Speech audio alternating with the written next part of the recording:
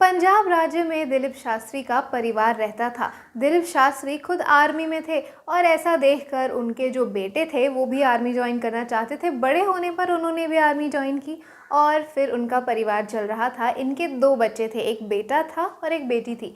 ये दोनों भी अपने पिता की तरह ही डिफेंस ज्वाइन करना चाहते थे। अब बड़े होने पर इनके बेटे प्रदीप ने तो आर्मी ज्वाइन कर ली, लेकिन इनकी बेटी भी क्योंकि आर्मी ज्वाइन करना चाहती थी, उसने भी काफ़ी सारे एग्ज़ाम्स दिए लेकिन क्वालिफाई नहीं हो पाई। लेकिन उनकी बेटी नेहा जो थी वो काफ़ी ज़्यादा शार्प माइंडेड थी और बहुत ही खूबसूरत थी।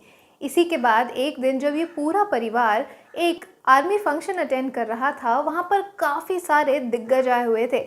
आर्मी के, नेवी के, एयरफोर्स के, यहाँ तक कि रॉ के ऑफिसर्स भी वहाँ पर शामिल थे। लेकिन इस फंक्शन में एक हादसा हो जाता है। जहाँ पर बम और हथियार वगैरह रखे होते हैं, वहाँ पर अचानक से आग लग जाती है और इसी की वजह से वहाँ पे सारे बम दगने लगते हैं और हड़कंप मच जाता है। इसी में एक बच्चा आग के बीच में फंस जाता है। नेहा उसे देखती है और बड़ी ही चालाकी से, जाबाजी के साथ उसे आग के बीच से छुड़ाकर वापस लेकर आती है और वो बच्चा बिल्कुल सुरक्षित होता है। इस वाक़ये के बाद नेहा रॉ ऑफिसर्स की नज़र में आ जाती है और वो समझ जाते हैं कि ये लड़की उनके लिए बहुत ही परफेक्ट है। बहुत दिनों से रॉ के ऑफिसर्स को एक खूबसूरत लड़की और काफ़ी शार्प माइंडेड लड़की की तलाश होती है और आज उन्हें नेहा मिल जाती है। इसके बाद वो नेहा को रॉ ऑफिसर बनाने की ट्रेनिंग शुरू करते हैं और उसे एक मिशन के तहत पाकिस्तान भेजने की सोचते हैं। लेकिन कुछ ऑफिसर्स सवाल करते हैं कि क्या एक लड़की को एजेंट बनाना सही रहेगा।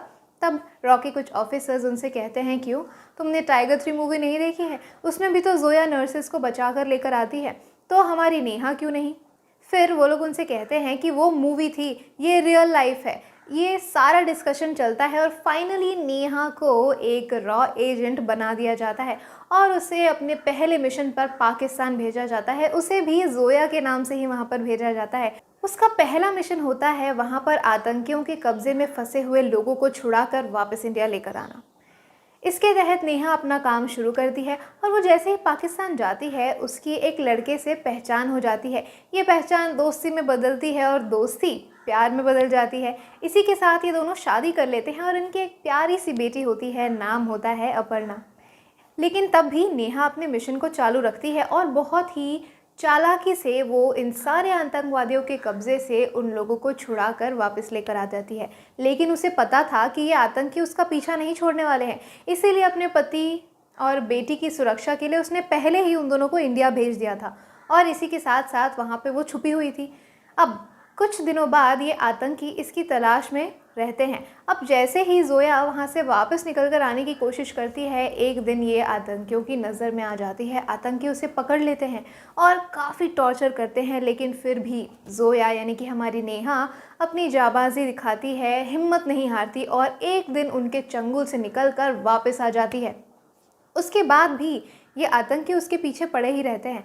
दोस्तों, कुछ ऐसा ही आपको टाइगर मूवी में भी देखने को मिल सकता है। आपने देखा कि कैसे टाइगर मूवी में जोया और टाइगर मिलकर मिशन को अंजाम देते हैं और फिर एक के बाद एक ये सारे मिशंस कंप्लीट करते हैं। तो इसी तरीके से कुछ आपसी रंजिश का या फिर कुछ बदला लेने के मोटिव से आतंकवादी इनके पीछे पड़ सकते हैं।